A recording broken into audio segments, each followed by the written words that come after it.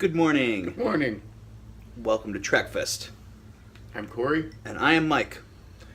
Today we're doing the follow-up in our series of doing the original Trek films, and this is The Voyage Home. It is the fourth Star Trek movie. From 1986? 1986. 1986.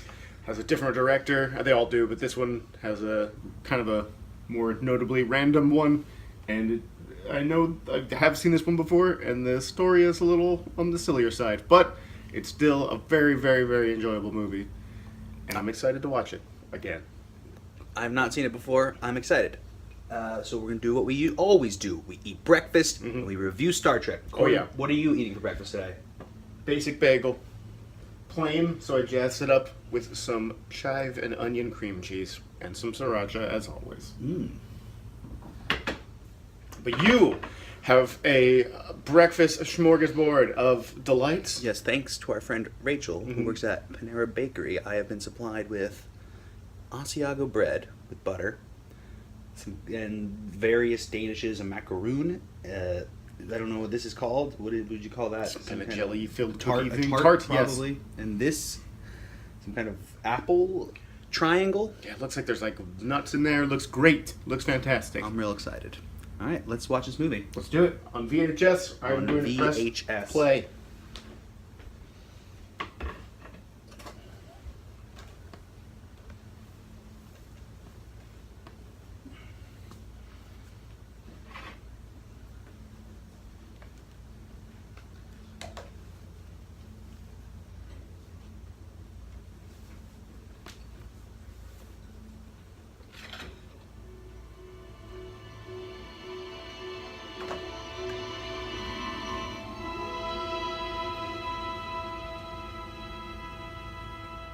It appears to be a probe, Captain.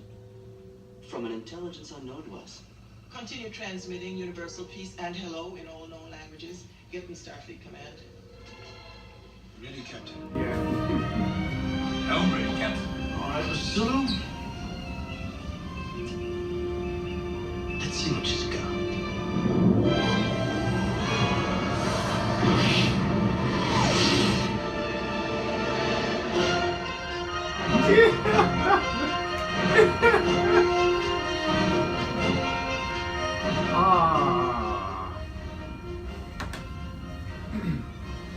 Oh, Quite the voyage, isn't it? quite the voyage home, Corey. Yeah, all the way home. It's wonderful. Corey, why don't you show off what you grabbed from the... Yeah, in the spirit of all the whale talkies. If only the Enterprise had a copy of this record, they wouldn't have had to go to the past to Yeah, look at all this information. steal whales. Like all the track titles. So this is an old record too, you know? There's a lot you can learn from whales just by listening to records. Right. From the 70s, mind you. All right.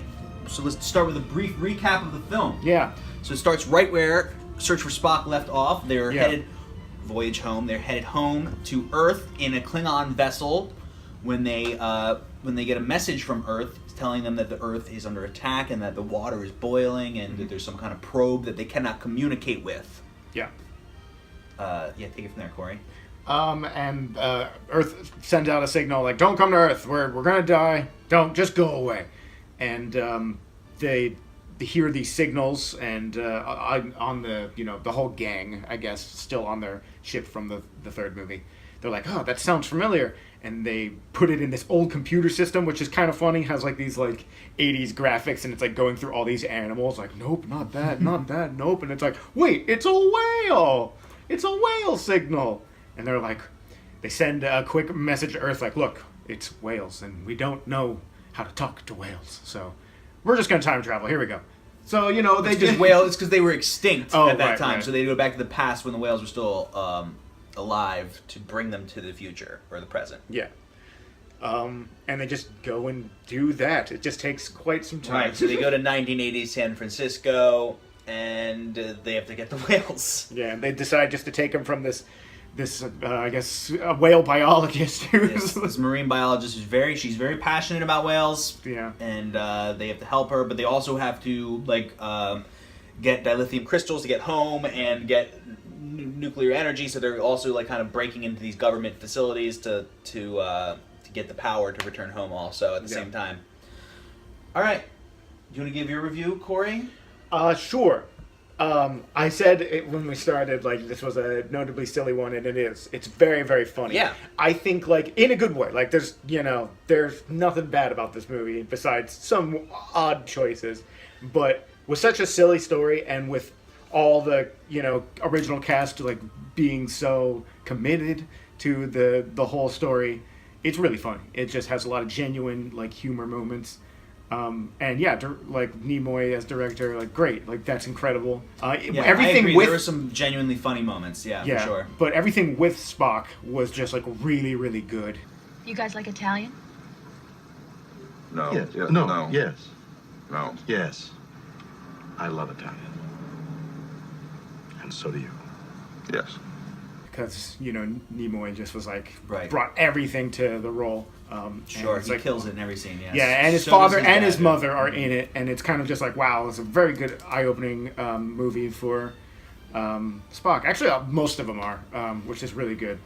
But this one is just really, really, when they're just like, yes, we need to talk to the whales, and it's just like, well, we're just going to go get them, and we're just going to go onto this naval vessel to just, get these nukes. Why not? They're like asking police officers on the street, like, where are the nukes? Can we get, like, Chekhov is asking, which is just Right. It makes, a lot of the humor is obviously them not understanding the culture of the past and like trying to adjust. And the whale biologist is really funny because it's just like their link to the whales has to be this character, and it's this woman that's just her archetype. It's like, this is my name, and I heart whales. She even has a bumper sticker. Yeah, it says "I love whales," of course. And in case you didn't figure that out. And she's like, I don't know. There's so many genuinely funny moments that I feel like I can just talk about a lot of them, so I won't. But yeah, it's a good one. I'm gonna give it 4 out of 5, only because 4 out of 5 what? bagels. Thank you. 4 out of 5 bagels. But yeah, I'm only gonna give it that much, only because sometimes with the scenes with her and Kirk kind of doing like this weird romantic thing, Right. Which is just falling flat on its face. I agree. Specifically, the scene where they went to dinner together. I did not like that scene at all. I could take those whales somewhere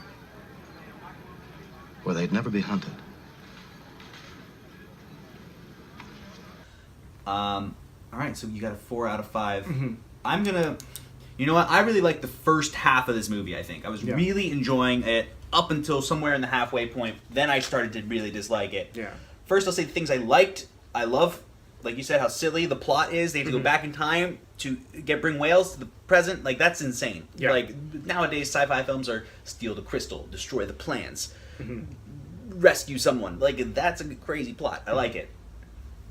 I loved the weird like CG time trip segment, like sequence where when they go back in time. There's kind of this really bizarre and kind of like trippy scene. 80 CG Roman busts of like all the characters, and they're molding into themselves, and there's just like a floating body and like lasers. It's weird. It's like time travel. Whoa, it's weird. Things I did not like about the movie are the whale woman. She was kind of lame, and nothing she did really made any sense. It was like they broke into her aquarium and like started harassing her whale, and then she just like offers them a ride and then has dinner with Kirk and then believes like and then runs to where they're hiding and is like, I need your help. Like nothing she does makes any sense, and it's dumb.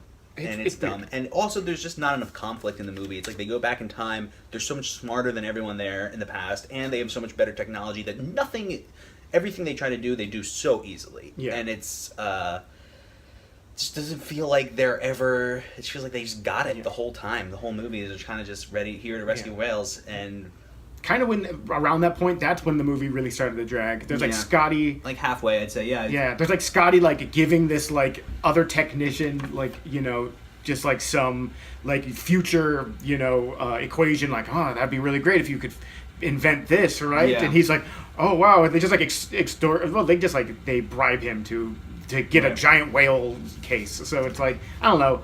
Here's my pitch to make this movie better: remove the whale woman completely, and then put in like some cool villain who's like a whale alien villain, an evil whale who's hunting them down. Right. That would have made the movie better. Yeah, there was no like other kind of like it was basically they just like the only conflict was just dealing with the 20th century was kind of like what it is. It was like, well, we can't just go onto a boat and steal some nukes, and it's like, well, let's do this. It's like, I don't know, they had all this tech that they could have made it way easier. It could have took like 30 minutes, but it like, you know, it took days and weird awkward conversations over pizza. Yeah. And there were a lot of, again, I always talk about the romantic tension between McCoy and Spock, a lot of it in this movie. Oh my god.